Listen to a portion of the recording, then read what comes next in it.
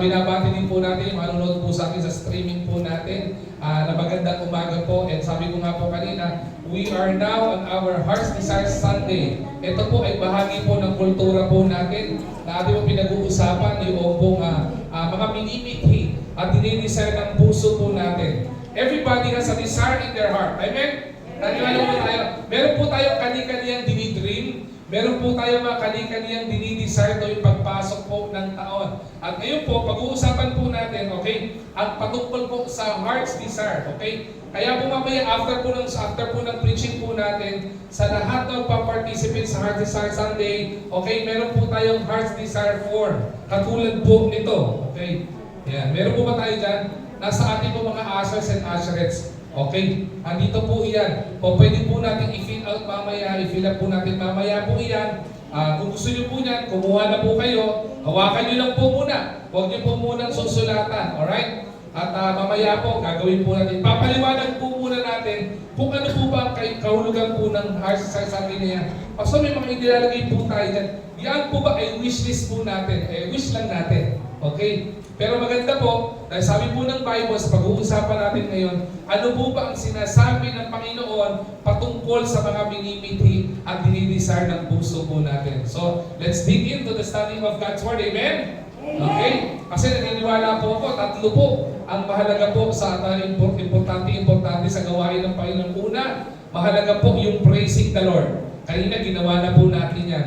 Sumunod po ay yung studying of God's Word. Yung pag-preach ng salita po ng Diyos. At wala pong iba, kundi po yung panghuli, na paborito natin ay yung giving. Okay? Yung pagbibigay ng honor sa Panginoon. Alright? So ngayon po umagang ito, ang gusto ko pong ibahagi po sa inyo, na salita po ng Diyos ay pinamagatang ko pong desiring God's best. Okay? Desiring God's best. Aligning, asking, and abiding. Okay? Yan po yung ating pong pag-uusapan. So if you have your Bibles with you, I would like you to open your Bibles with me in the book of Psalm, okay? Psalm chapter 37 verse 4. Psalm 37 verse 4, nasa Old Testament po yan. Hiling ako po tumayo ang bawat isa as we give reverence to the reading of God's Word. Alright? Psalm chapter 37 verse 4. At marapat po natin basahin po ito ng sabay-sabay. Ready? Begin. Psalm 37:4. Delight thyself also in the Lord, and He shall give thee the desires of thine heart. Alright? Ulitin ko po, Psalm 37:4. Delight thyself also in the Lord, and He shall give thee the desires of thine heart. May the Lord be blessed upon the reading of His Word. So madali po tayong dumako sa Panginoon sa panalangin. Let's ask the Lord for His guidance sa pag-aaral ng Kanyang salita. Panginoon, aming dakilang Diyos, marami pong salamat, Panginoon, sapagkat itong linggo ito marks the first Sunday, Panginoon, of the year 2025, and everybody is excited, Panginoon, sa lahat ng gagawin mo sa aming buhay.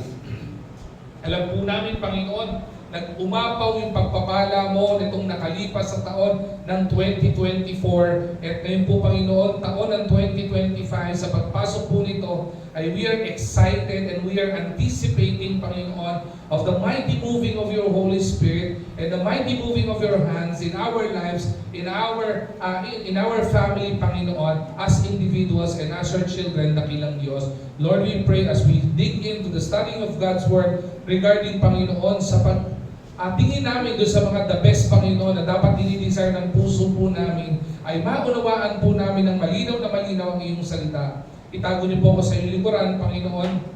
Gamitin niyo po, Panginoon, akong iyong servant, Panginoon, na maghahayag ng iyong salita, na ma-deliver ko, Panginoon, na maliwanag at maayos, at maunawaan namin ng malinaw ang iyong salita ngayong umagang ito. Muli, itinataas namin yung banal na pangalan. Samahan niyo po kami sa pag-aaral ng iyong salita sa oras na ito, sa pangalan ni Jesus. Amen at Amen. Alright? Maaari na po tayo magsiupo. Desiring God's best in our life. Okay? We always want the best. Nobody wants yung mga list, no?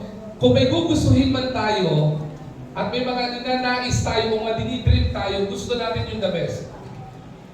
Even though it seems like yung mga dinidesire natin is unachievable. Okay? May mga ginugusto tayo, may mga ninanais tayo sa puso o sa buhay natin na makamta natin o makamit natin, and we feel like parang imposible ito. Di ba? Kung ikaw ay magdi-desire ng isang, sabihin natin, isang material na gamit, okay? Sabihin natin, magdi-desire ka ng isang sasakyan. Anong i-desire mo? Di ba? Everybody, siguro may iba, gusto ko pong motor lang, pastor. Okay? Gusto ko po ganito. Kung gusto ko pong motor, di ba? Papipiliin kayo. Anong gusto nyo? Yung motor na scooter o yung motor na malaki? Di ba? Sasabihin ng iba, gusto ko po yung motor na malaki. Di ba? Kung papipiliin kayo ng brand ng motor, doon lahat naman ng brand, magaganda yan. Gusto ko po Rusi. Okay, maganda yan, di ba? Maganda rin naman yun. Pero kung papipiliin kayo, anong gusto nyo? Kawasaki ba? Yamaha o BMW? Di ba? Sasabihin ng iba, syempre, pastor, BMW. Okay? Kung pipiliin kayo ng kotse, anong gusto nyo? Di ba? Doon lahat ng kotse, maganda naman yan. Di ba? Honda, di ba? Toyota, o kaya Mercedes-Benz. Ano po gustuhin nyo? Siguro mag-i-sell kayo ng Mercedes-Benz. Kung uri ng sasakyan, ang titingnan nyo, ordinary bang sasakyan ba o sports car? Sa mga binata dito, malamang piliin nyo sports car. Sa mga pamilyadong tulad ko, okay, pipiliin nyo yung malaki. Yung kasya, yung pamilya nyo, mga 7-seater, mga SUV ang i-design nyo, di ba? Kung bibigyan kayo ng pagkakataon magkaroon ng bahay, di ba? Ilan ang gusto nyong bedroom? Kung kayo ay 10 sa bahay, di ba? Ang i-design nyo ba ay studio type? Di ba? Yung pagka pumasok kayo, patutulog kayo, nakatayo kayong lahat, yung bang sarsa na lang para na kayo sardinas. Okay? Everybody would desire the best. Okay? Pero gusto natin makita po dito, kung meron man tayong i-desire sa puso natin, kahit na yung mga dinidesire natin, feeling natin it was the best for us, ang pinakamagandang minimithi ng puso natin ay yung gusto ng Panginoon sa atin. What God deserves and what God wants from us is the best from us. Okay? Yung po pag-uusapan natin. Kaya 3 prinsipyo po ang ibabahagi ko po sa inyo. It is about aligning to God, it is about asking God, and it is about abiding in God. Ngayon po sa topic po na ito, gusto ko bigyan po naman ng illustration para mas maunawaan po natin yung pag-desire po natin sa mga gusto at the best na ninanais ng Panginoon sa atin. There was this one story. A story of a young child, okay? Isang bata daw po, okay, na ito nakalipas na buwan, okay, ay Kapaskuhan. Tama ba? Two important event in December would be Christmas and New Year. Nung Pasko, okay, umaapaw at nag-uumapaw ang pagbibigaya ng regalo. Maliban sa mga ninong at ninang na nagtago, okay, may mga ninang at ninong din naman na talagang lumabas sa outside world, okay, para ibigay yung kanilang mga regalo sa inaanak nila. Pero itong batang ito, okay, is asking for a parent, okay? Sabi sa mga magulang niya, gusto ko po ng regalo, okay? Humihingi siya ng gift sa parent niya. Okay? At sabi niya, gusto ko po, eto sana yung gusto ko. Yung magulang na hiningan ng regalo, sabi niya, totoo, may nakalaan ako sa iyong regalo. When I actually give gifts to my children, sa mga anak ko, hindi ko na po pinahihirapan yung sarili ko. Okay? Sila na po mismo yung tinatanong ko. Sabihin ko sa kanila, anak, anong gusto mo ngayong Paskong to? Kung hindi man po ganon, sila na mismo yung lumalapit sa sabi nila, Dad, pwede po ba, ito na po yung bigay mo sa aking Christmas gift kasi ito po yung dinidesire po talaga na gusto ko. And to most of the times, ganda po ginagawa ko kasi pinaka-ayoko po, ipagbigay ng regalo, tapos hindi ginagamit. Okay? So sa kanila, ganun po yung sistema namin. But there would be times that they would be asking you, or I would be asking them of gifts. Anong gusto mong gift ngayon? Pasko. Sabihin nila, Dad, kayo na po ang bahala. Ipinagkakatiwala ko na po sa inyo kung ano po yung gusto nyo pong ibigay sa amin o yung tingin namin ay the best para sa amin. And when a child trusts the parents' wisdom and knowledge in giving gifts dun sa kanilang anak, okay, it matters yung relationship. Ibig sabihin, when we give gifts, iniintindi natin ano ba gusto nito, ano ba ninanais nito.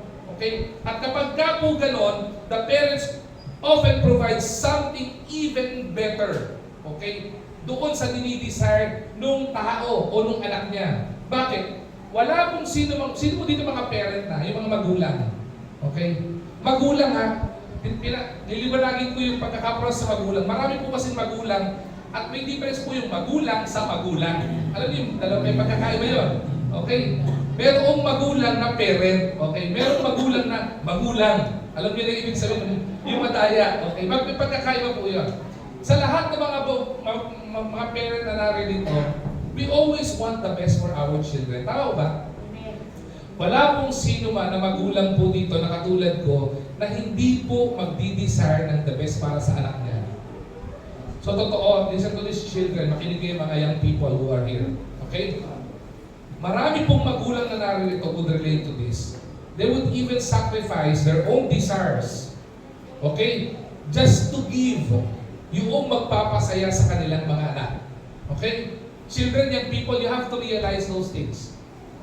Maraming mga magulang na naririto ngayon, isasakripisyo nila ang sarili nilang kaligayahan, maibigay lang sa inyo yung inyong mga magugustuhan at magpapasaya sa inyo. Kung bibili ang magulang nyo ng damit, maniwala kayo, minsan yung mga tatay at nanay, luma yung damit, pero sa Kapaskuhan o sa mahalagang tagpo ng kanilang okasyon sa buhay ng anak nila, bibili nila ng bago yan. Yung minsan yung mga magulang natin, pudpud na yung sapatos, mabilhan lang ng bagong rubber shoes yung anak. Tama nga? Parents would relate to this, di ba? Sa mga magulang na pinag-aaral yung anak, di-desire nyo makapag-aral yung anak nyo sa magandang eskwelahan. Di ba? Gustuhin nyo makapag-aral sila. At kung mabibigyan kayo ng pagkakataon na bigyan ng magandang edukasyon ng anak nyo, okay, hahanap kayo ng magandang eskwelahan para sa kanila. Diba sa inyo, pag-aaralin hindi lamang sa isang private school. Pag-aaralin sa isang kilalang private school. Yung bang kilala sa mga magagandang mga pagtuturo. Di ba? Bakit? Kasi yung magulang, binibigay nila what their children deserves and yung best para sa kanilang mga anak. Kung i-relate po natin ito, when we come to the Lord, para po tayong mga anak, okay? And we are literally children of God. Amen? Lahat po tayo anak ng Diyos eh. Lahat po tayo created by God and we are all children of God, lalo tigit kung tayo ay nagkaroon ng pagtanggap sa Panginoon bilang sarili ng tagapagligtas sa ating buhay. Sabi ng John chapter 1 verse 12, but as many as received Him, to them gave He power to become the sons of God. Ibig sabihin, naging anak po tayo ng Panginoon. Alright? Maliwanag po iyon. At pag lumalapit tayo sa ating mga magulang, meron po tayong ginugusto. Meron po tayong mga dinidesire sa puso po natin. Pero kahit po may mga ginugusto po tayo, okay, meron din pong alam ang Panginoon na mas ikabubuti natin. If my son would ask me of a brand new car, sabihin sa akin ng anak ko, Dad, gusto ko po ng brand new car. Kahit po gusto kong ibigay sa kanya yon, kahit hilingin niya sa akin yon, kahit anong gawin niya sa akin, di ba? I-please niya ako, hilutin niya ako, lahat ng papiplease gawin niya sa akin, kahit na yun ay gusto kong ibigay sa kanya, hindi ko po pwedeng ibigay sa kanya yon as of this very point in time. Bakit? Kasi po yung anak ko hindi pa marunong magmaneho. Pangalawa, hindi pa rin po siya kumukuha ng lisensya. So bakit ko po siya bibigyan ng kotse? Ang dapat unang desire niya ay magkaroon siya ng lisensya at matuto siya magtrabaho. Tama rin naman yun. Magtrabaho para bumili siya ng sarili niyang kotse. Pwede ba yun? Mag-aral siya magmaneho para mabigyan siya ng kotse. Ganun din po tayo. Minsan pag lumalapit tayo sa Panginoon, we ask for so many things. And we even ask the Lord, Panginoon, nakala ko po ba sa iyo walang imposible? Bakit yung mga dinidesire ng puso ko, up to this very point in time, hindi mo pa rin binibigay? Di ba may mga nananalangin po sa atin, Lord, bigyan niyo po sa akin to. Lord, ganito po hinihiling ko. Ganito po hinihiling. Di ba ginagawa natin shopping mall ang Panginoon. Di ba? Nakala natin lahat na andon, even though lahat naman nasa Kanya. Hindi po siya yung shopping mall na pagka ginusto mo, ibibigay sa'yo agad. Kaya nga, when the Lord answers our prayer, okay, hindi siya nakikinig. Pag hindi po niya sinagot yung prayer nyo, tatlo po lagi ang sagot ng Panginoon sa panalangin. It's either a yes, it's a go. Okay? O kaya, it's a wait. Sandali lang.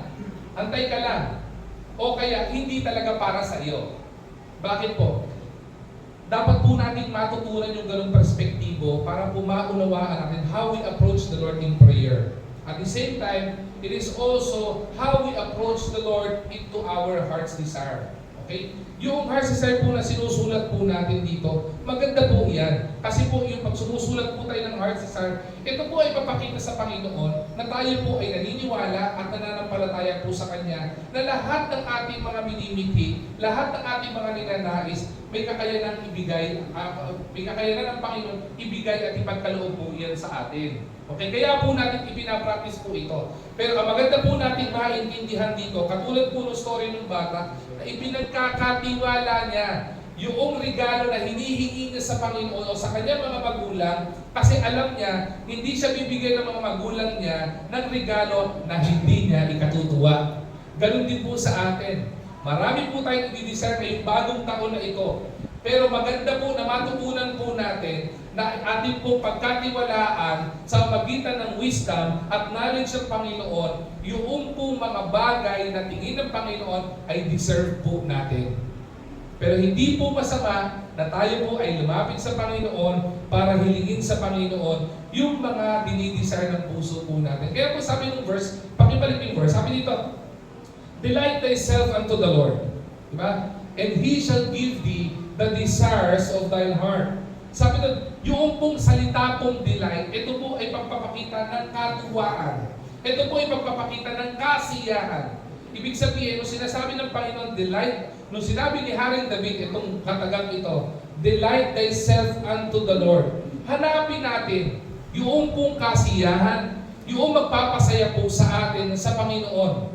Dahil pagka natuto po tayo na magtiwala sa Panginoon at ipagkatiwala sa Panginoon ang ating buhay, even yung mga minimithi ng ating puso at buhay po natin, makakatagpo po tayo ng katuwaan, kagalakan at kasiyahan sa ating puso at sa ating buhay. At sabi ito, and He shall give thee the desires of thine heart. Yung po yung pinakamagandang pangako po dito.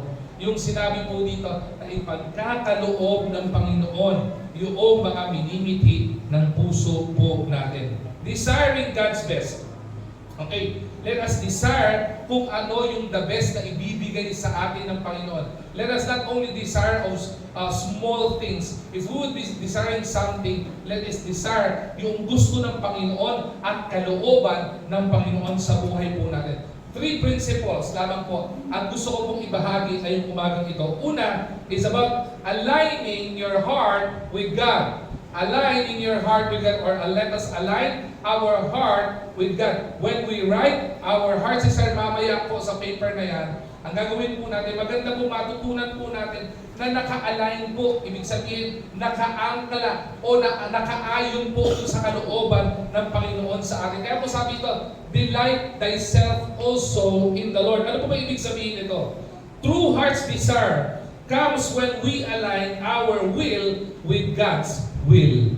Maganda pong maintindihan natin, kung may susulat tayo dyan, maunawaan natin, ito po bang gusto ko ngayong taon na ito? Ito po ba ay kalooban ng Panginoon? Hindi lamang basta ginugusto natin kasi gusto natin. There are two different things when we want something. Minsan, we want something because we are so eager to have that material thing or whatever you are desiring in your heart. Pero hindi po lahat ng ginugusto natin, ikabubuti natin.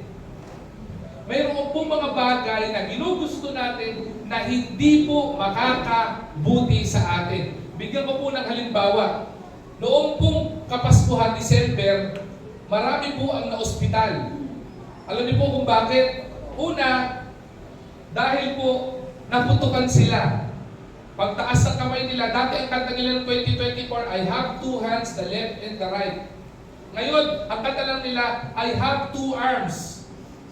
Wala na yung hands ng left and right. Bakit? Naputukan, naputol eh. Alright? Marami din pong na-ospital, alam niyo po, ano sa anong kadahilanan? Tumaas ang kolesterol. Bakit po? Ang mga handa ng Christmas ay lechon, di ba? Liempo, yan ang mga ano, tas chicken, di ba? Spare ribs, di ba? Murkon. Pastor, gutom ka ba? Medyo. Oo. Yung iba pa, kumain na ng lechon, tumawid pa sa kabilang kali, kumain pa ng pares. Di ba? Hindi pa nakontento doon. Nag-only rice pa. Okay? Tapos, sabi di ba, sana all. Hindi pa nakontento, tumuwid sa kabilang kali, nagpares, tumuwid sa tapat, may samgyupsal. Yun. Only rice, only meat. Ayun, tinamaan ang mataas sa kolesterol. Di ba? May mga iba nga na-stroke pa eh. Hindi ibig sabihin, gusto mo makakabuti sa'yo. Bakit? Kapag ka mataas ang kolesterol mo, kahit anong gusto mo ng taba, hindi po pwede sa'yo. Tama po ba? Kung meron po dito na sa medical field, okay? Alam nyo na ang unang-unang kalaban ng kolesterol ay taba. Pastor, nakakasakit ka. Hindi ko po sinabing mataba. Okay? Ang sinasabi ko po, yung mga tabang kinakain po natin, masama po yan. Kahit anong gusto mo, kahit anong cravings mo dyan, hindi po pwede sa'yo yan. Unless gusto mo nang makita ang creator mo. Diba? Kung gusto mo nang makita ang creator mo, sige, bilang ka namin sa lechon. Diba? Meron po kami kilalang ganyan eh. Sabi niya, promise, pastor, isa lang. Balag lang ang lechon. Parang alak lang, one for the road. Balag siya. Sakto, hindi tumawid ng New Year. Diba? New Year, pagmulat ng mata niya, langit na nakita niya. Ayan. Ba't nandito ka? Eh, napadami po eh. Hindi po lahat ng gusto natin at i-desire natin, pwede sa atin. Diba? Ang dahil pong uso ngayon, di ba? Sino yung uso ngayon yung nagkaroon ng gold medal? Sino po yan? Carlos Yulo. May pinauso yun. Na maraming gustong gawin yun. Na mga kalalakihan. Ano yun? Yung damit na crop top, no? Maraming gumusto nun. Try ko nga yung gustuhin eh. Pero, pag sinuot ko yun, ini-imagine ko palang nasuotin ko yung crop top na yun, tapos sumalang ko sa salamin, hindi talaga pwede eh. Ha? Alala, Winnie the Pooh. Sino sabi ng disiplinary ko? Kaibigan kami si Mother Erwin. Kahit anong gusto ko na hindi pwede sa akin eh. Tama si Mother Erwin, mukha ako Winnie the Pooh. Diba? Ang hirap nun, isipin nyo, mag-preach ako dito. Naka-crop top ako. Alam niyo mga kapatid? Okay ba sa inyo yun? Sasabihin nyo, nakakadiri kayo, Pastor. Kahit gustuhin nyo yun, hindi pwede. Diba? Pero maraming mga tao, kahit hindi bagay sa inyo, ginugusto nyo at pinipilit nyo. Kahit hindi the best sa inyo. Kaya sabi dito, ganun din po tayo. Maraming mga bagay na gugustuhin natin sa buhay natin, pero hindi tama. Kaya may mga pagkakataon, hindi po ipinagkakaloob ng Panginoon. Kaya po kung ikasasama ng loob natin, kapag ka isinulat mo sa heart's desire mo, tapos hindi mo pinagkaloob ng Panginoon, hindi mo ibig sabihin nun, kakanta ka na ng kanta ni Gary B. Natutulog ba ang Diyos? Natutulog ba? Ganon. Hindi mo ibig sabihin ganon. May mga pagkakataon talaga, yung mga sinusulat natin, desire lang kasi ng puso mo yan, pero hindi yan nakikita ng Panginoon na the best para sa'yo. Tama ba? Kaya even though, marami po, kahit po mga young people, kalalakihan na naririto, you are desiring the best. Pag tinanong ka, lalaki, anong gusto mo? Diba? Ang gusto ko po yung matangkad, maputi, diba? Petit. Ano ba, matangkad ba o petit? Ang gulo mo eh, diba? Pag tinanong mo yung mga young people ng bahay dito, anong gusto mong preference mo na makakasama mo sa buhay? Yung tall, yung dark, and handsome. Diba?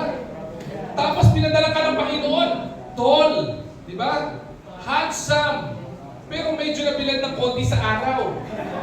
Lord, sabi ko po, dark. Hindi ko po sinabing darker. Sabi sa ni Lord, bakit meron bang dark black, light black? Wala naman, di ba? Oh, pero hindi po lahat ng ginugusto natin kalooban ng Panginoon sa atin. Kaya kung meron man po tayong i-desire sa Panginoon, we are to align our heart with God. Kaya maganda po, pag sinusulat po natin yung mga heart desire natin, ang tinatanong natin sa Panginoon, Lord, bago ko po isulat ito po ba ay kalooban niyo sa akin? We always seek the Lord's will sa buhay po natin. Delighting means prioritizing His Word. Delighting in the Lord means not only, sabihin po natin, prioritizing God's Word, but prioritizing God's will in our life. Yung kalooban ng Panginoon sa atin. Bakit po? Because if we approach yung heart's desire sa aspeto na naka-align sa puso ng Panginoon, hindi po magkakaroon ng pagsama ng kalooban tayo kapag hindi po pinagkaloob ng Panginoon. Hindi na po sinabi dito sasama ang loob po. Sabi nga dito, magkakaroon ka ng kasiyahan sa Panginoon eh. Delight thyself unto the Lord. Diba? Hindi dalawang relationship po yun. It's a relationship. Ikatutuwa ng Panginoon, the Lord's heart would be delighted kapag napasaya niya anak niya. And our heart will also be delighted if we receive the best na dapat nating ma-receive. At yan ay wala pong iba kundi kalooban ng Panginoon. We are to align ourselves in God's will or our heart with God. How can we do that? Spend time in praying. Manalangin tayo. Kaya minsan hindi po naka-align ang puso po natin sa Panginoon is because we fail to communicate with the Lord. The very main reason why we don't know the will of the Lord in our life is because we don't communicate with Him. How can my son understand kung ano yung gusto ko at ayaw ko kung hindi siya nakikipag-communicate sa akin? Diba? Ganon din po sa Panginoon. If we communicate sa Panginoon on a regular basis, mauunawaan po natin kung ano ang kalooban niya. Sabi po, a prayer is important because it is our communication with God. The question here is, how do God communicate with us? Diba? Kung two-way ang relationship natin ng Panginoon dapat, hindi lang po tayo ang dapat nakikipag-communicate sa Panginoon. Panginoon din po nakikipag-communicate sa atin. So as we align our heart with God, let us not only spend time in praying and communicating with God, but let us spend time in studying the Word of God because that is God's way on how He communicates to us His will. Kaya po hindi natin nauunawaan kung anong kalooban ng Panginoon is because we fail to communicate with the Lord. And we fail to listen as the Lord communicates to us through His Word. Kaya po maintindihan natin, we are to align our heart with the Lord, asking God to shape our desires and match to His purpose. Okay? Ibig sabihin ni Panginoon, ito po yung desire ko, ito po ba kalooban mo?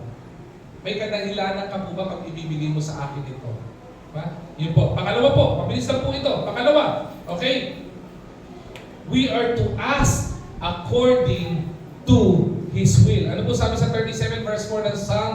And He shall give thee the desires of thine heart. And meron pa po isang favorite verse na gusto ko i-share sa inyo dito. In 1 John chapter 5 verse 14. Kung may Bibles po kayo, please open your Bibles with me in book of 1 John chapter 5 verse 14. Nasa New Testament po yan. Kung nasa Bible niyo po yan, paki-highlight po yan.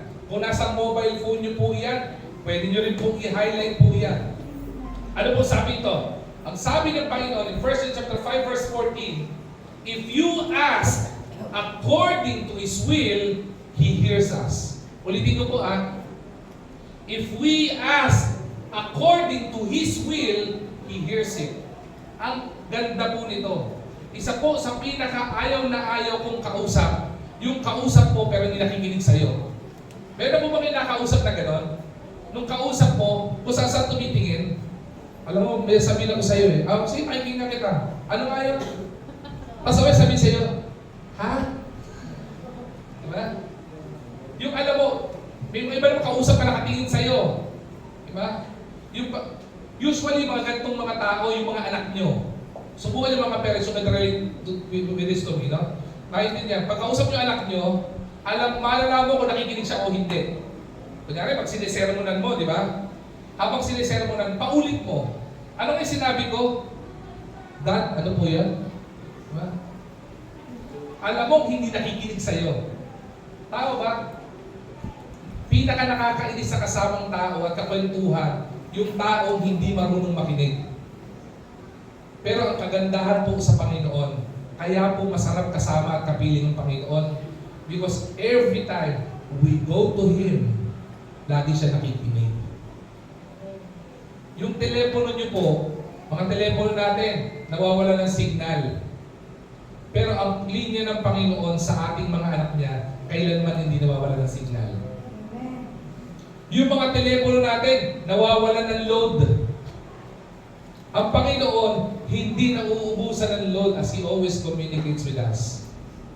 May mga pagkakataon, pag bumabagyo, umuulan, nawawala ang dial tone ng telepono. Pero sa linya ng Panginoon, kailanman di nawawala ang dial tone. Kaya po sabi ng Bible, 1 John chapter 5, verse 14, if we ask according to His will, He hears it. Anytime na lalapit tayo sa Panginoon, anytime na may hihilingin tayo sa Panginoon, kapag ka ito ayon sa kalooban ng Panginoon, pinakikinggan ng Panginoon. At kapag ka pinakinggan ng Panginoon to, meron pong kasagutan ang Panginoon po diyan. Because God is not only a good listener, He is a responder. Lagi po siyang sumasagot. God is eager and is always eager to answer kung ano man yung mga panalangin natin. When we ask sa Kanya in faith, when we ask sa Kanya according to His will, hindi lamang po niya pinakikinggan po ito. Our desires, okay, became sanctified when we ask with the right motives. Pag lumalapit tayo sa Panginoon, tinitingnan po ng Panginoon, hindi lamang po yung minimiti ng puso natin. Kaya nga po, Heart's Desire Sunday, yung minimiti ng puso natin, dinidesire po ng puso natin, tinitingnan po ng Panginoon kung ano ang laman ng puso natin. When the Lord looks at our heart, ano ang motibo mo? Bakit mo hinihingi iyan?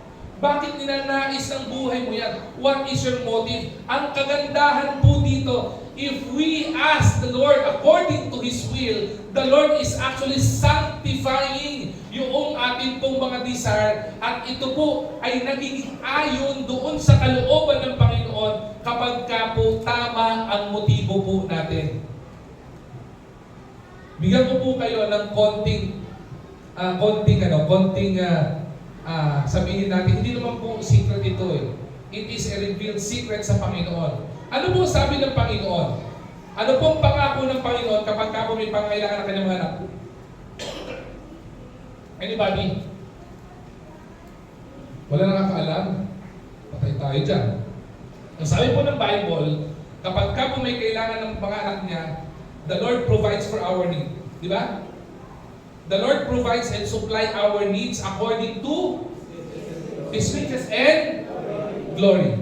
Ibig sabihin, yung pong mga dinidesire ng puso natin o yung kailangan natin sa buhay natin para mabuhay po tayo, it is God's responsibility bilang tayo ay anak niya na i-provide yung pangangailangan po natin. Amen?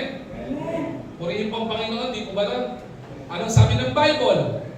Kung nag-worry tayo kung paano tayo mabubuhay, paano tayo kakain, paano tayo lalakas, ang sabi ng Panginoon sa salita niya, even the birds of the field, pinapakain ng Panginoon. Tayo pa kaya binigyan ng Panginoon ng kalakasan at katalinuhan, hindi kaya pagkalooban ng Panginoon ng pangailangan natin? So, ibig sabihin, yung pong pangailangan natin, alright, ipinoprovide na ng Panginoon yan. Pero tandaan natin, hindi lamang po yung mga kailangan natin ang pinoprovide ng Panginoon. Kahit po yung mga wants natin, ipinagkakaloob ng Panginoon. And sometimes, most of the times, listen to this carefully. Ito po, pinapractice ko po personally. Pag lumalapit po ako sa Panginoon, specifically kapag desire po ng puso ko yun, inilalagay ko po sa harapan ng Panginoon yung mga alam kong kailangan ko. Tama ba? Bakit po? Kasi pagkakailangan ko at kailangan ng mga anak niya, sinusupply ng Panginoon according to His riches and glory. Amen? Naniwala kayo doon? At kapag yung desire ng puso nyo, makita ng Panginoon na kailangan mo, imposibleng hindi ipagkaloob sa iyo ng Panginoon yan. Tama ba? Kaya po kung meron man po tayong dinidesire sa puso natin, let's make it sure that it is a need that we desire. Because if it is a need, God provides. And believe it or not, when the Lord blesses His children, it is always pressed down, shaken together, and running over. Ang sarap po humingi sa Panginoon. Bakit? Kasi pagka humingi ka sa Panginoon, katulad po illustration ko kanina, para po tayong mga anak na bata ng Panginoon.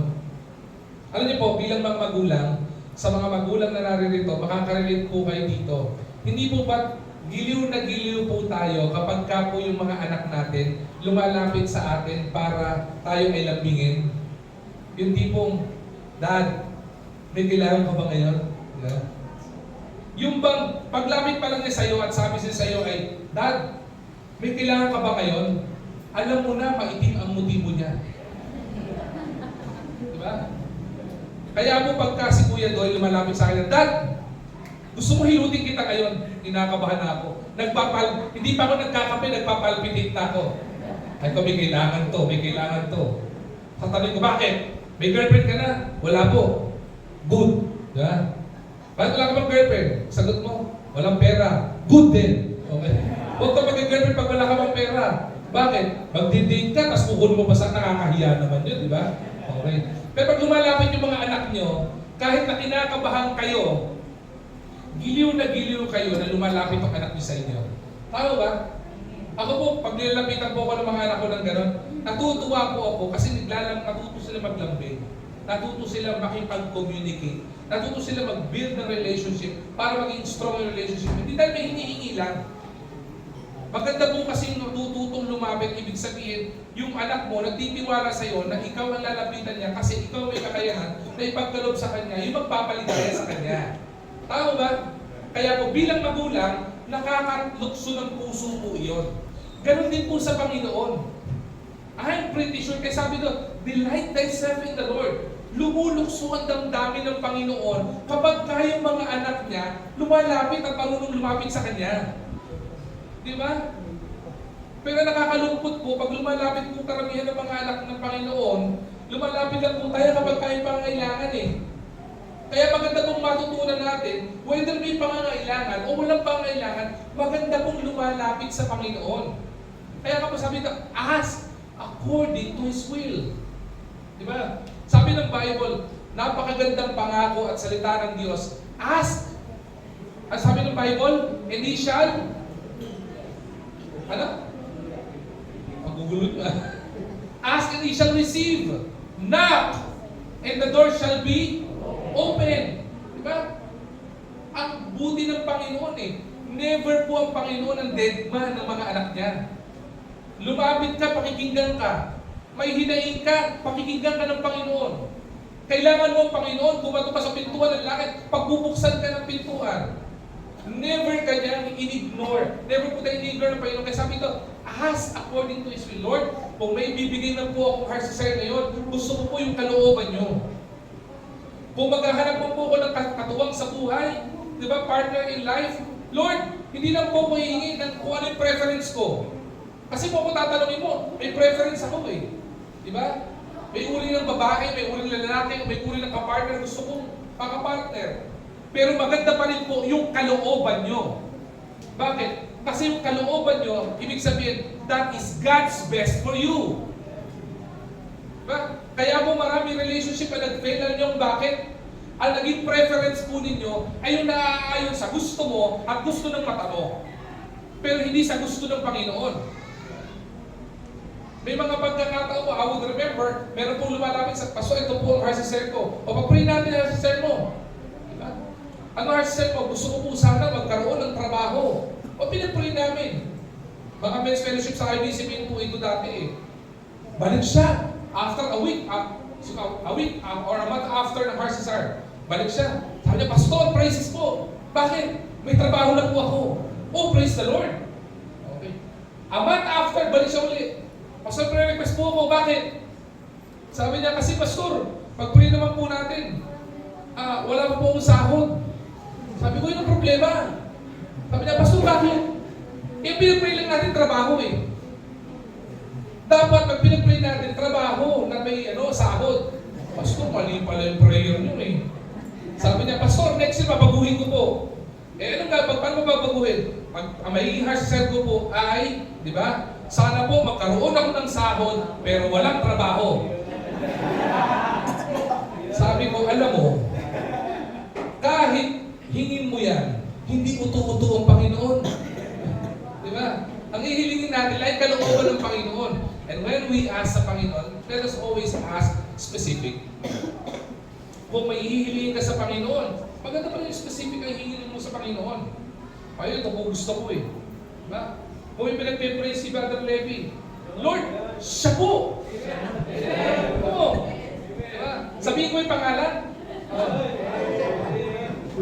Sa bandang dyan lang eh. Diba? Ulitin ko. Kunwari, pinagpipray ni Brother Levi. Pero mo specific. Yung sa bandang dyan lang. Maganda pa rin po yung specific. Bigyan ko po kayo example. Noong po bata po ako, siguro high school pa lang po ako, maalala ko lang naman to. Mahilig po ako sa kotse. But I had my car, my first car, nasa Bible school na po ako dito. Okay? Nagpipray ako ng sasakyan. Ay ko, Lord, bigyan po ko sasakyan. Di sinagot ng Panginoon. Walang lisensya eh. Di ba na magmaneho? Nag-aral ako magmaneho sa village. Natunggo pa ako. So the following year, hindi pa rin pinaglag ng Panginoon. Sabi ng pastor, na pastor po namin dati, pag nag-pray ka ng heart, sabi mo, specific. Specific pala. Lagyan ko, Lord, gusto ko po ng kotse. 4 ang gulong. Siyempre, kotse nga, di ba? Kulay pula. Ayan. Sakto, may pumunta kay mama. Nak, may nagbebenta ng kotse. Kulay pula. Ako, ito na yun. Kulay pula. Tanong ko, 4 ang gulong? 4. Okay. May spare tire pa. Excited ako umuwi. Pagdating po namin sa bahay, luma yung sasakyan. Balik ako sa heart side ko, Panginoon, sabi ko, di ba? 4 ang gulong. Sagot ni Lord, 4 ba gulong? 4. Sunod, pula. Pula ba? Pula. Pero Lord, second hand eh. Tsaka mukhang mula sa bahay namin hanggang kanto, hindi na po aabot eh. Ini-start ko pa lang. Parang mahihiwala yung kaha doon sa gulong eh. So hindi po namin binili yun. Pero sabi ng mama ko, mura lang to. Diba? Huwag na. Ay, hindi bali na. Bike lang ko sa heart ko. Pinag-pray ko ulit. Specific na ako. Toyota Corolla. Kulay pula. Tapos uso nila yung mga pangkaidaran ko. Yung Toms. Diba? Toyota Motorsports. Kaya sa Toms. Sports car pa na Toyota. Pinagkalog ni Lord. Bakit? Sabi ni Lord, anak, mayabang ka eh. So pagka pinigay ko sa iyan, malamang mapahama ka sa kayabangan mo. Hindi talaga ako nagkaroon ng kotse nung time na yun. Sabi ng nanay, sabi ko, natutunan ko, if it's a need, it becomes the will of the Lord. Di ba? When the Lord provides for our need, kasi need natin yun eh. Ginawa akong need. Sabi ko, Ma! Di ba? Hindi naman yung mama ko yung si Lord, di ba? Siya kasi ginagamit ni Lord. Di ba? Para ano. Ay ko, Ma! Ang hirap pumasok sa UE. UE po kasi ako before eh. Babangon ako ng alas 5, alas 4. Kailangan 4:30 na sa kanto na ako. Noong time na yon, ang G-liner, hindi pa aircon. Tapos ang istribo nasa gitna. Di ba? Nasa gitna yung istribo, 2 hagdan yan eh. Pagdating ng countryside, sa lugar po namin, kalagitnaan po yun, ang stasyon ng G-liner, lumalabas ng Taytay o Kainta. Pagdating sa amin, puno na. So para makasakay ako ng bus, kailangan makipagsiksikan ako. Kaya pag uwi ko po sa pagpasok sa school, sabi ng pasok, bro, bakit amoy puwet ka? Ano talaga? Eh kasi pagpasok ko, di ba istribo, sisiksi ko yung ulo ko, gano'n makapasok lang talaga ako eh. Hindi po ako nagbibiro. Meron pang time, pumasok ako na Yung katawan ko, nasa pagitan ng stribo. Kasi puno rin dalawang stribo eh. Di ba puno-puno na? Ang G-liner kasi ano yun eh. G-liner sardines yan eh. Nakakapit ako doon sa kabilang side, nakakapit akong gano'n. Tapos yung katawan ko at saka yung backpack ko nasa highway. Sabi ko, pagkakataon ko na to, Ma, gusto mo mong mapahamak yung gwapong-gwapo mong anak? Sabi niya, yung mapahamak ka, hindi. Yung gwapo medyo nagdududa. Baka pwede namang pinag-pray ko sa Panginoon. Actually, pinag-pray ko noon, Lord, kahit ano na po, ang tagal kasi. High school pa lang nag-pray na ako eh. Kolehiyo na ako, pag-graduate na ako eh. Ay ko, Lord, kahit ano na lang, kung anong kalooban mo. Kahit anong kalooban mo ha. Sabi nung nanay ko, sige, punta tayo dun sa bilihan ng mga second hand. Second, nakakatuwa. Tapos meron, sabi nung sales agent, Sir, pwede ba yung mag-drive test? Gusto ko to. May nakita ko, kulay silver na Mitsubishi, Mirage, 2-door. Pwede bang drive test to? Pwede, sir. Siyempre, tumingin ako sa financer na gamitin ni Lord. Kung pwede ba? Sige, drive test mo. Natuwa ako. Kasi to, sabi ng nanay ko, drive test mo. Drive test ko naman, sports ka, 2-door eh. Kinarurot. Marunong na ako pa na yan nito eh. Narurot ko sa paikot ng Ortigas. Pagbalik, sabi, gusto niyo ba ni Sir? Gusto ko po ito. Ang tanong, gusto ba nung magbabayad? Ma, magkano ba yan? Sinabi presyo. Na, hindi pasok sa budget. Sabi sa agent, eto sir, may pasok sa budget nyo. Inikot kami doon sa showroom. Kulay violet. Okay? Tapos bukol. Bulubundukin. Beetle. Na yung luma. Sabi nila Volkswagen. Ang tunay niya ang tunay niya Volkswagen. Yan. Kasi ano yan eh, German car, di ba? Ito, sir, pasok sa budget niyo. Ay ko. Gusto yung drive test? Hindi. Drive test sir? Hindi. Tapos top down pa, tinanggal pa yung yung sa bubong. I-drive test nyo, sir. 45,000 lang to. Sabi nung nanay ko, chiching, na, kahit hindi natin paalam sa tatay mo, bibili natin to. Sabi ko, hindi. Uwi na tayo ba? Oo. Tapos binuksan yung makina. Sir! Tingnan niyo yung makina. Silver naka-chrome. Oh, hindi. Sir, wala kayong makikita gantong modelo. 1964 ata yun, 1970 something. Na naka-aircon pa. Ito sir, naka-aircon. Hindi. Pero classic yung design. Ang kinis. Pinakita lahat. Sabi niya, i-drive test sir. Huwag na sir. Sabi niya. Hindi sir, bubuksan ko. Nung binuksan, alam yung tunog ng box. Ano yan eh. Hindi naman siya yung smooth na tunog eh. Parang pupugat ako. Bago na yan eh, di ba? Sabi ko, mukhang hindi lalabas nga ng parking to eh. Bumblebee. Make the long story short, din na yung binili. Several years after katrabaho na ako, nang hinayang ako, sabi ko, nagkatrabaho na po ako sa Farma. Yung naging boss ko po dito, yung presidente po ito, dating presidente ng Glaxo, Smith Klein. Collector ng Volkswagen. Tapos pinakita niya. Every Thursday lang reporting ko po nun, pinakita niya yung collection niya. Sabi ko sa kanya, alam boss, may binibenta sa akin ganyan dati nung college pa ako, 45,000 lang. Naka-chrome, naka-aircon, top down. Sabi niya, dapat binili mo na. Kasi ang presyo nun ngayon, daan-daan libo na. Ito talaga po, gusto ko bumalik doon pero wala na.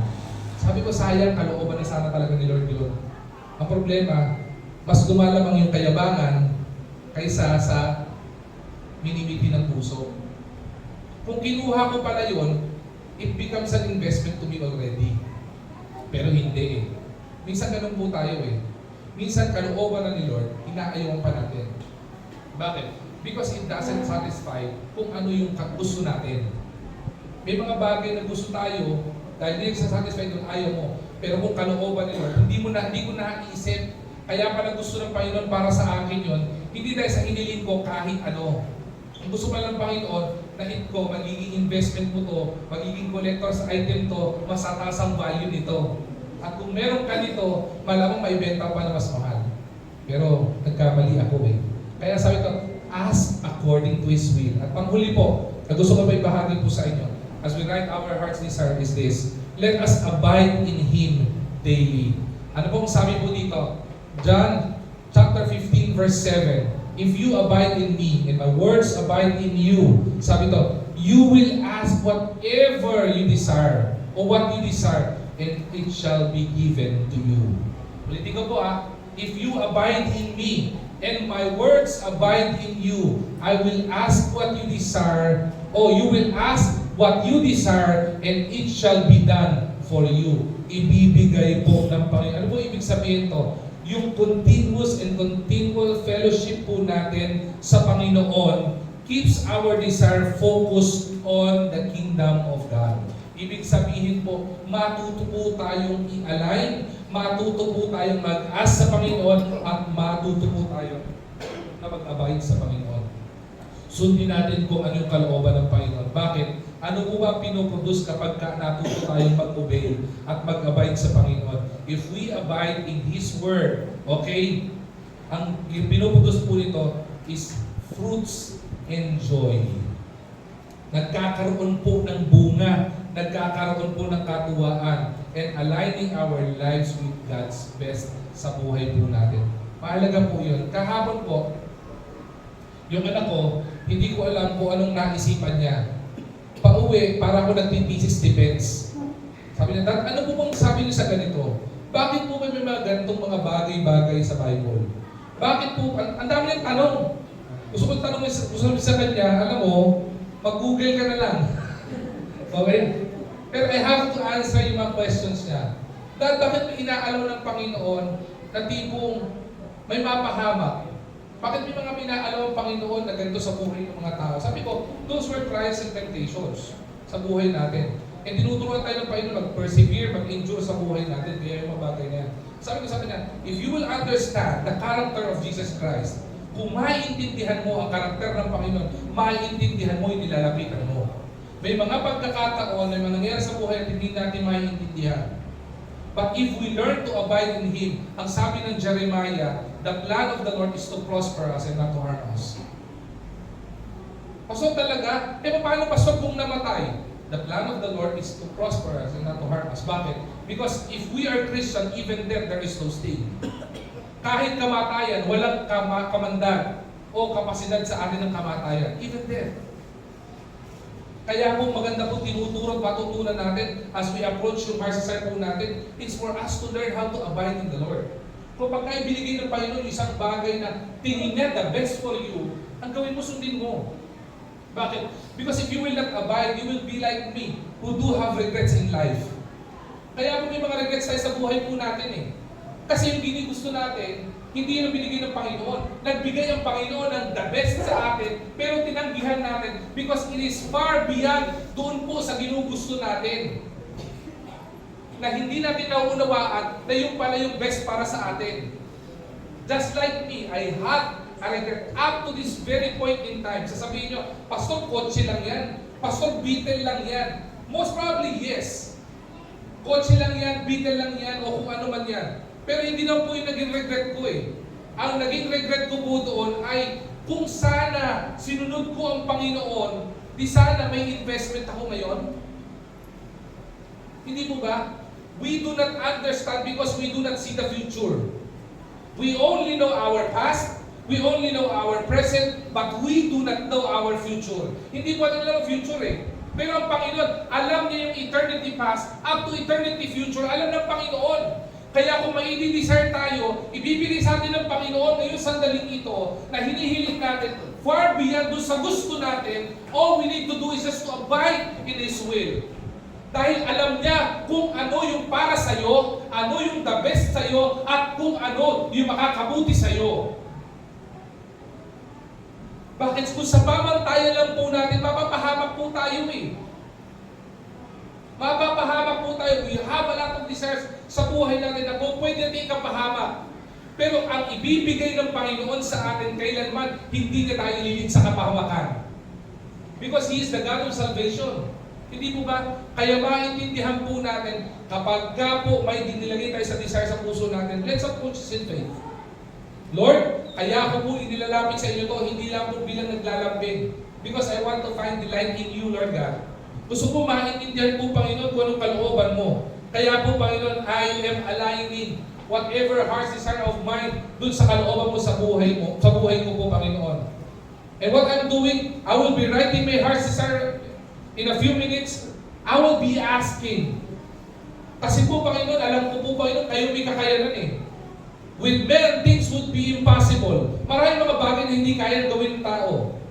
Pero sa iyo, Panginoon, wala po akong hihilingin na imposible sa tao na hindi po posible sa iyo. Because with God, everything is possible.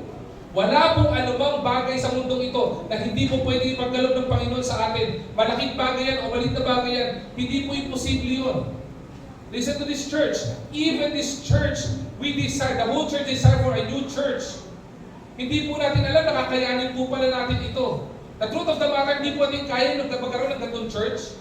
Magkaroon ng ganitong facility. Bakit? Ang mahal po na rin sa mga ganitong facility. But by the grace and the provision of the Lord, kaya po pala eh. Because if we ask something from the Lord, kaya po niyang ibigay po iyon.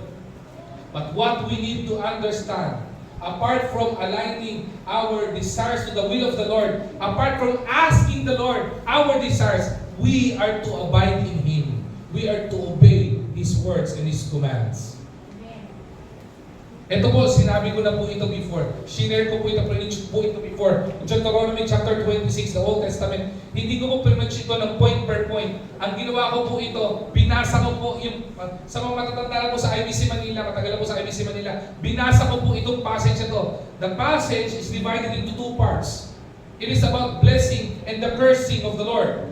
Pinakita po doon na kapag ka po ang isang tao ay sumusuway sa Panginoon, ang kanyang nakakamtan ay parusa ng Panginoon. But if a child of God learns to obey His commands, lagi pong kabalikat po noon yung pong pagpapala ng Panginoon.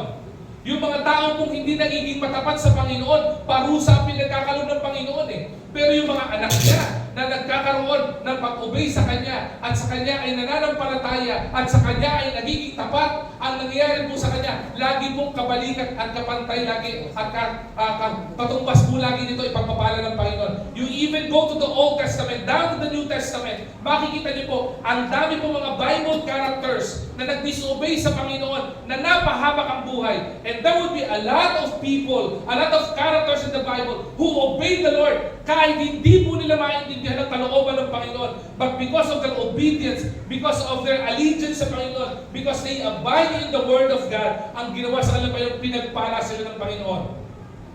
Hindi na po tayo lalayo. The Israelites were given by the Lord the promised land. Ipinangako ng Panginoon sa kanila na hindi sila magiging panghabang buhay na alipin sa Ehipto. Ang sabi sa kanila, Panginoon, I will give you promised land. You claim the promised land because it's yours.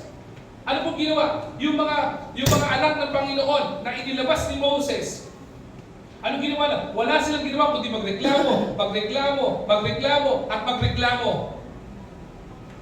Anong nangyari? The older generation never experienced kung ano man po yung ganda noong pong kasi pinangako ng Panginoon na promise sa kanila. Ang nakapasok po doon is the third generation, yung mga young people, mga anak at apo na po nila. Bakit po? Because they learn how to obey. Sana po, if we want to experience yung delight, yung kasayahan mula sa Panginoon, if we want to experience the blessing of the Lord, pinakamahalaga po sa point natin pinag-aralan is for us to abide in Him daily. Yun po ang maintindihan po. And I will end with this. When your heart aligns with heaven, your desires reflect God's glory. Ulitin ko po. When your heart aligns with heaven, your desires reflect God's glory. We are created for God's glory. Kapag ka po yung puso po natin, anuman ang laman, anuman ang motibo po niyan, anuman po ang dinidesign po niyan, ngayong taon na ito, if it is aligned with the Lord in heaven, our desire reflects God's glory. nakakapagbigay ng kaluwalhatian sa Panginoon. Saan ka nakakita? Ikaw na humiling, yung hiniling mo, nung pinagkaloob sa ng Panginoon, makakapagbigay pa ng kaluwalhatian sa Panginoon. Hindi ba napakaganda po nun? Matthew 5:16, let your lives shine before men, that they may see your good works and glorify your Father which is in heaven. We are created by God to give glory and worship unto His name. So yung ano man binihiling natin, kung ano man yan, material na bagay man yan, trabaho man yan, o kung ano man yan, you ensure yourself na i-align mo yung puso mo sa kalooban ng Panginoon. Kasi kapag yan ay kalooban ng Panginoon sa iyo, ang mangyayari niya, pag nasa iyo niyan, makakapagbigay pa yan ng kaluwalhatian sa Panginoon. And it would be a ripple effect. Kung yung kalooban mo, dinser mo ngayon, naka-align sa Panginoon, mag-glorify ang Panginoon. Kapag ka nag-glorify ang Panginoon, anong susunod doon? Favor ng Panginoon. Ang kapag ka nakuha mo favor ng Panginoon, kabaliktad doon, blessing uli ng Panginoon. Ipagkakalob ng Panginoon. Sinong ayaw doon? The abundance of His blessing. You know what? What God is more concerned of is this. God is more concerned on the condition of our heart than the specifics of our desire. Hindi po sa Kanya importante kung anong dinisay mo. Kasi sa Kanya po, wala lang po palito, malaki. Kahit anong hilingin mo, kaya ipagkaloob ng Panginoon. Amen? Amen. Kahit na imposible pa yung hinihiling mo, kaya ipagkaloob ng Panginoon. Hilingin mo pinakamahal na bagay sa mundo ito, kayang ibigay ng Panginoon. That doesn't concern Him. It doesn't affect yung Kanyang kapangyarihan. Hindi nga mayayan, hindi ka kapangyarihan ng Panginoon eh. Di ba? Pero, what concerns Him the most is the intentions of our heart. Kung ano laman yan. Baka kaya mo hinihiling yan, ang gusto mo ikaw mataas eh. For you to be glorified. Baka kaya mo hinihiling yan. Kasi gusto mo, ikaw ang mabigyan ng kaluwalhatian. But if you will be asking that because you want to glorify the Lord, most probably bibigyan ng Panginoon sa buhay mo yan. Kumusta ang condition ng heart mo? Ano ba tinitibok mo niya?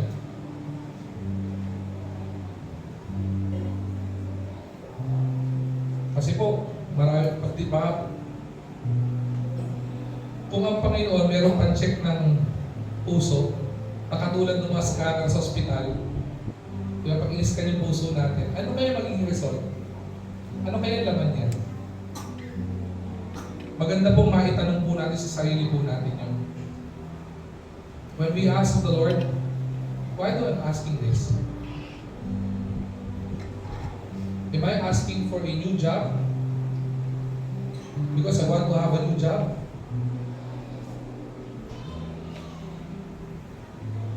Or am I asking for a new job? Kasi yung buhay ko, gusto ko magkaroon ng impact doon sa buhay ng mga katrabaho ko. I'm asking for provision. Bakit?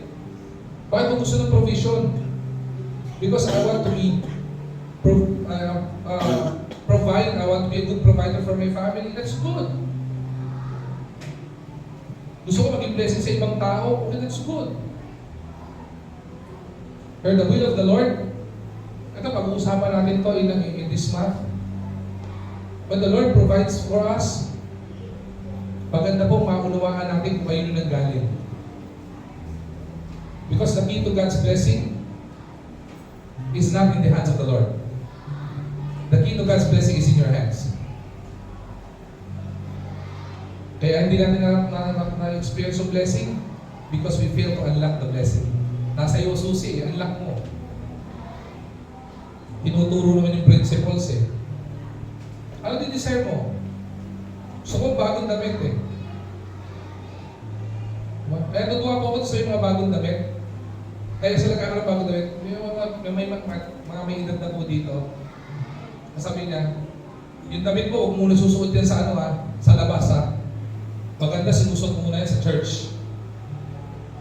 Di ba? Nakatuwa ko yung principle although it's just a material thing. Pero kaya po minsan pinagpapala ng kasi gusto mo maging maayos sa church eh. Di ba?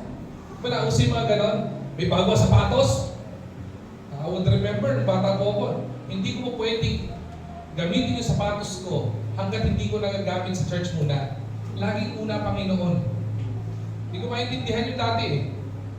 Ano gagamitin ko? Kaya nga bumili ng bago eh, di ba?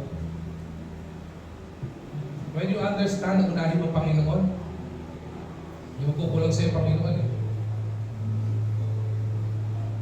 What's the condition of our heart? Kumusta yung condition ng puso mo? Let me end with this, Let me end with this illustration. Saan pang-encouragement sa atin? Meron po ako nakilalang isang pastor. Yung pastor po na ito ay hindi na po karangian ng buhay. Okay? Pero, he is so faithful to the Lord. Sobrang faithful sa Panginoon. Simula siya ng mahirap at nung nag-Bible school siya, wala siyang sapatos. Nagkaroon na siya ng sapatos, isa lang. Tapos, siyempre sa Bible school, visitation nga eh. Ngayon, yung mga nag-visitation ng mga workers ngayon, mapapalat na eh. Nakamotor na. May tricycle na. Anong panahon nito mga ito? Hindi talaga naglalakad. Diba? So yung sapatos ng pasok na to, minsan, yung cover na lang yung nakapatong. Kasi butas na halos yung swelas. Hindi ko makalimutan yung testimony niya to. Sinulat niya sa RCSR niya. Bible school siya.